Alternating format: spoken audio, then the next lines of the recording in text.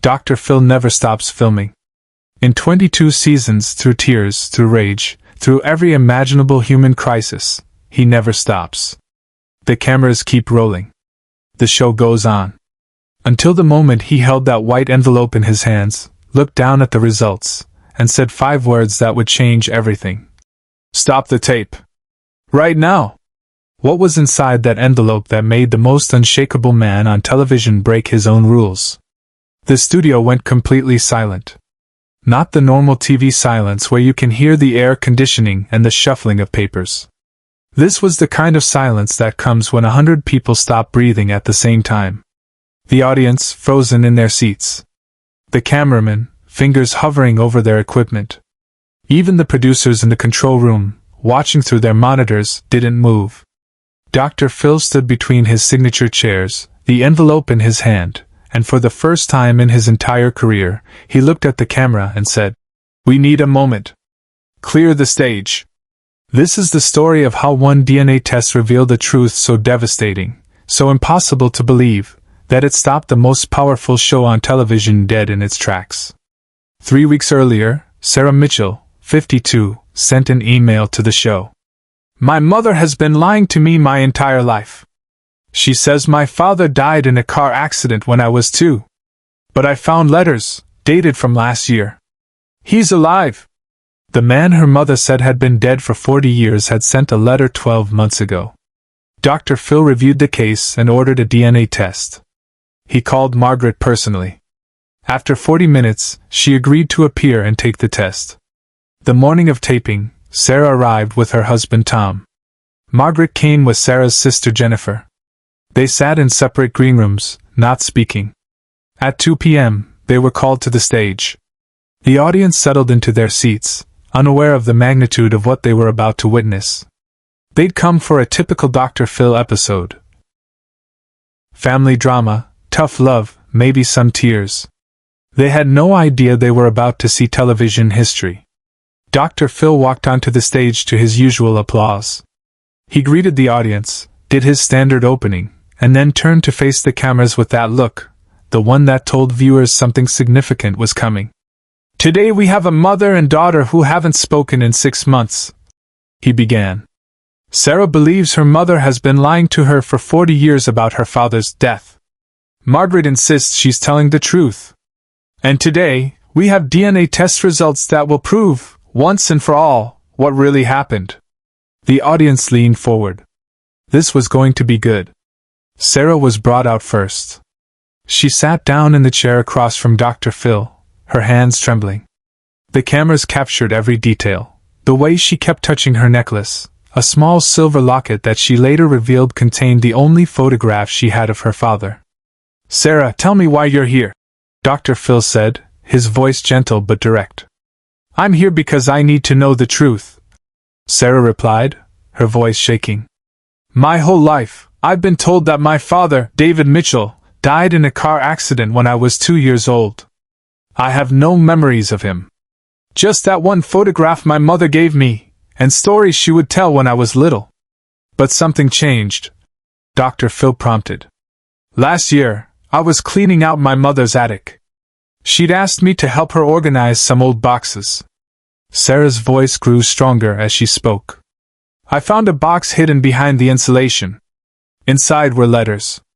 Dozens of letters. All addressed to my mother. All from my father. All postmarked within the last 10 years. The audience gasped. Dr. Phil's expression didn't change, but his posture shifted. He was locked in now. "What did the letters say?" he asked. Sarah pulled out one of the letters, her hands shaking as she unfolded it. "This one is from January of last year. It says, 'Margaret, I know you don't want to hear from me, but I'm asking you again. Please let me meet my daughter. I made mistakes 40 years ago, but she deserves to know I exist. I'm not dead. I'm 60 miles away. Please.'" The words hung in the air. The audience was completely silent now, every person absorbed in Sarah's story. "And your mother's response to finding these letters?" "She said they were fake. She said someone was pretending to be my father to hurt our family. She said I was being manipulated." Sarah's voice broke.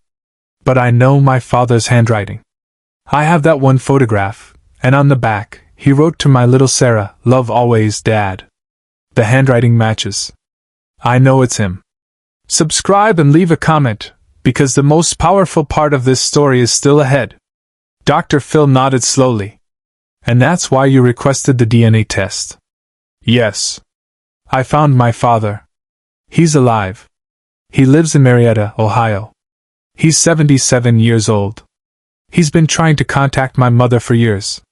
And she's been hiding it from me. We reached out to your father. Dr. Phil said carefully. David Mitchell agreed to provide a DNA sample for testing. The results are sealed in this envelope. He picked up a white envelope from the table beside his chair. Are you ready for your mother to come out? Sarah nodded, tears streaming down her face. I've been ready for 40 years. Margaret Mitchell walked onto the stage like she was walking to her own execution. The audience applauded politely, but the energy was different now. They weren't sure of who to root for. Was this a mother protecting her daughter from a deadbeat dad?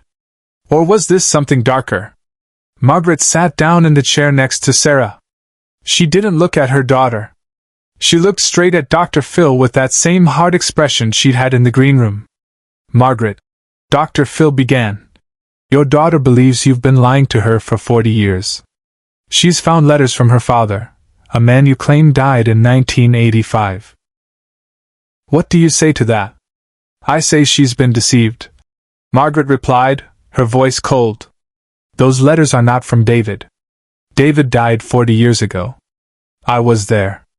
I identified his body. I buried him. This is some cruel person pretending to be him. But you've refused to look at the letters, Dr. Phil said. Because I don't need to. I know the truth. Dr. Phil paused mid-sentence. The studio went completely silent. He looked at Margaret with an expression that the audience had rarely seen, not anger, not judgment, but something deeper. Concern. Maybe even sadness. Margaret, he said quietly, I've been doing this show for 22 years. I've seen thousands of families. Thousands of secrets. And I've learned that the truth always comes out. Always.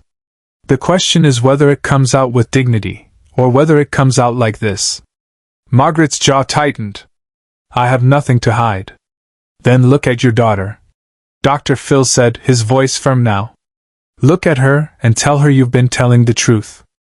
Margaret turned slowly to face Sarah. For the first time, mother and daughter made eye contact. And something broke in Margaret's face. Just for a second. A crack in the armor. Mom, Sarah whispered. Please. Just tell me the truth. Is he alive? The silence stretched. 5 seconds. 10 seconds. 15. The audience held its breath. Then Margaret said 3 words that changed everything. Yes, he's alive. The audience erupted. Not in applause, in shock. Gasps, exclamations, people covering their mouths.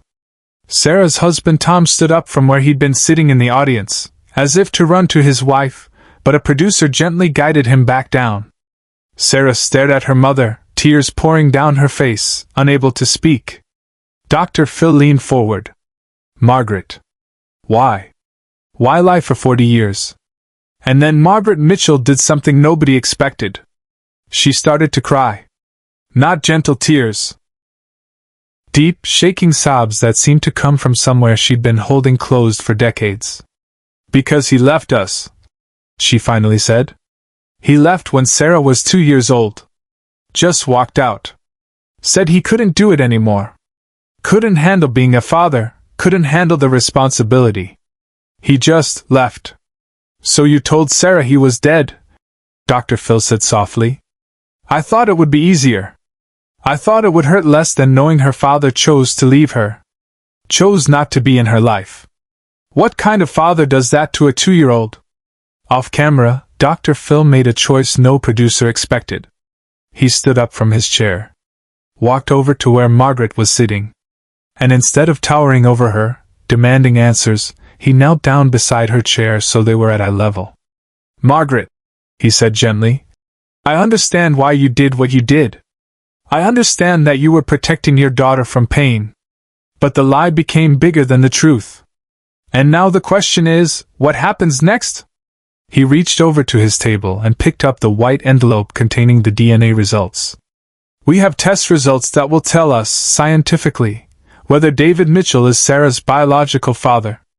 But before we open this, I need to know, is there anything else you need to say? Because once we open this envelope, there's no going back. Margaret looked at the envelope. Then at Sarah. Then back at Dr. Phil. There's one more thing, she whispered. Something I've never told anyone. But what happened next is something no one in the room, or watching at home, saw coming. Margaret reached into her purse and pulled out a small photograph. Worn, faded, folded and unfolded so many times the creases were nearly torn through. She handed it to Sarah with shaking hands. Sarah unfolded it carefully. It was a photograph of a man holding a baby. The man was young, maybe mid-20s, with dark hair and a wide smile. The baby was wrapped in a pink blanket, sleeping peacefully. On the back, in that familiar handwriting, it said, Sarah's first day home. I promise I'll always be here. He took that picture the day we brought you home from the hospital, Margaret said, her voice breaking. 2 months later he was gone. Sarah stared at the photograph, running her fingers over her father's face. A face she'd seen only once before, in that other photograph her mother had given her. But this one was different. This one showed love. This one showed a man who, at least for that moment, had meant his promise. He tried to come back, Margaret continued. 6 months after he left. Showed up at the house one night, said he'd made a mistake, said he wanted to be a father. But I couldn't forgive him. I told him to leave. Told him if he ever came back, I'd call the police. I told him he was dead to us, and he needed to stay dead. The audience was crying now. Not all of them, but many. Even some of the crew members, the hardened producers who'd seen everything, were wiping their eyes. Dr. Phil stood up. He looked at the envelope in his hand. Then he looked at the cameras. Then he said the words that would become legendary. Stop the tape. Right now. The red lights on the cameras blinked off. The audience stirred, confused. Dr. Phil turned to his producers in the control room. I need the stage cleared. Family only. Everyone else out. It took 5 minutes to clear the studio. The audience was let out, some protesting, some understanding. The crew set down their equipment and left. Only Dr. Phil, Sarah, Margaret, Sarah's husband Tom, and Sarah's sister Jennifer remained on stage, along with one producer who stayed in the back of the room. Dr. Phil pulled up a chair and sat down facing the family. No cameras. No lights.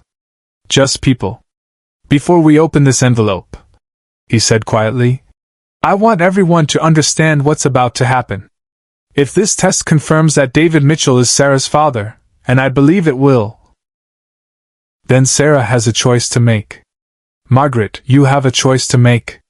And David, who's waiting to hear these results, has a choice to make. He held up the envelope. This piece of paper can't heal 40 years of hurt. It can't give back the time that was lost. But it can give you the truth. And sometimes the truth is the only place where healing can begin. He looked at Sarah. Are you ready? Sarah nodded, gripping Tom's hand so tightly her knuckles were white. Dr. Phil opened the envelope. Pulled out the single sheet of paper inside. Read it. And then, without drama, without television theatrics, he said, David Mitchell is your biological father. 99.9% probability. He's alive. He's been telling the truth. And he wants to meet you. The room erupted in a way no television audience would ever see. Sarah collapsed into her husband's arms, sobbing. Not sad crying, relief crying. The kind of crying that comes when a weight you've carried your entire life is finally lifted. Margaret put her face in her hands and wept. Jennifer, the younger sister who had always defended their mother, stood up and walked to Sarah, pulling her into an embrace. And Dr. Phil sat there, holding that piece of paper, watching a family break apart and begin to heal in the same moment. After several minutes, when the initial wave of emotion had passed, Dr. Phil spoke again. "Sarah, your father is in a hotel 10 minutes from here. We offered to bring him to the show, but we wanted to wait until we knew the results. I can call him right now. You can meet him today. Or you can wait. You can take time to process this. Whatever you need, we'll support you." Sarah looked at her mother. Margaret looked back, tears still streaming down her face. "Can you forgive me?" Margaret whispered. "I don't know," Sarah said honestly. "But I want to try." They embraced then. Mother and daughter. 40 years of lies between them, and 40 years of love too. Because that was the complicated truth. Margaret had lied to protect her daughter, and in doing so, had stolen something irreplaceable. But she had also raised her, loved her, been there for her in every other way. Share and subscribe. Make sure this story is never forgotten. Dr. Phil walked off stage, leaving the family alone. In the control room, his producer said, "You never stop filming." "Some moments aren't for television," Dr. Phil replied. "Some moments are just for people." 2 hours later, Sarah met her father for the first time in 40 years. David Mitchell walked into the private room, leaning on a cane, his hair white but his eyes unchanged from those photographs. When he saw Sarah, he stopped and started to cry. "Hi, Dad," Sarah said. And the father who'd walked away 40 years ago crossed the room and hugged the daughter he'd never stopped loving. The episode that aired was different from any other in Dr. Phil history. Instead of showing the reunion, Dr. Phil spoke directly to the audience. "What happened after we stopped filming is not for entertainment. It's a family moment. Sarah met her father. They're beginning a relationship. Margaret is in therapy. The family is healing. And that's all you need to know." The decision to stop filming became a defining moment for the show itself. That's the story of the day Dr. Phil stopped filming. A DNA test proved what no one believed. A daughter found her father after 40 years. A mother confessed a 40-year lie. And a family began to heal. It's about lies and truth. Pain and healing. A mother who made a terrible choice for what she thought were right reasons. A father who left but spent his life trying to return. And a daughter who refused to stop searching. And in the center, a man who built his career on television but knew when to turn the cameras off and just be human. That's what made it real.